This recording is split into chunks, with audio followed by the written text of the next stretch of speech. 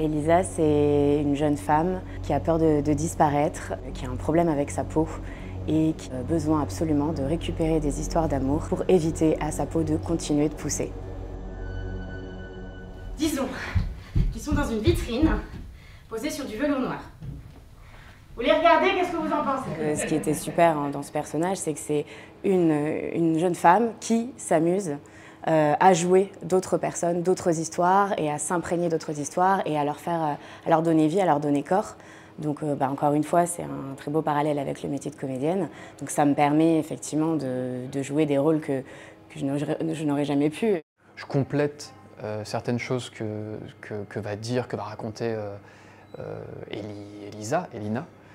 Alors parfois avec le dessin, parfois c'est juste j'apparais, je suis quelque part, là, parfois je prends la parole, j'interviens.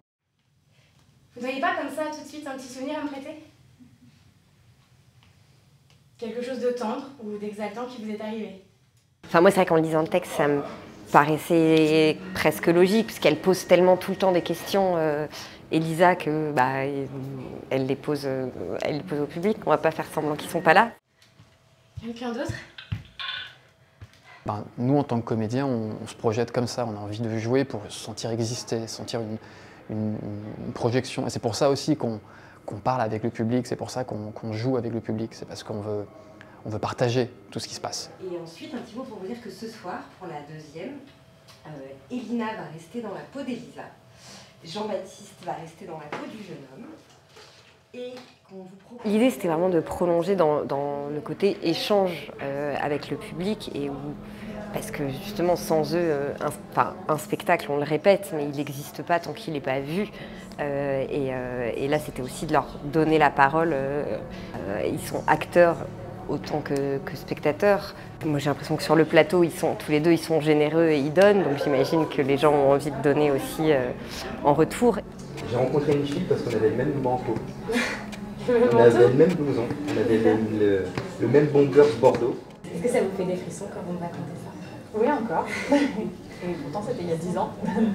C'est ça que votre peau est partie. Se retrouver après le spectacle, continuer à parler avec les gens, avoir des souvenirs, pouvoir les dessiner, pouvoir avoir une sensation, un ressenti comme ça un peu à chaud.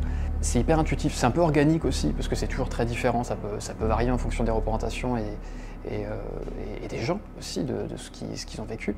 Les gens ont vraiment voulu donner, partager, ils se sont laissés filmer, enregistrer et ils ont vraiment en fait participé au spectacle et ils le savent, je crois, et c'est ça qui est merveilleux. Pour moi, c'est exactement ce qu'on imaginait, donc on est vraiment, vraiment contents.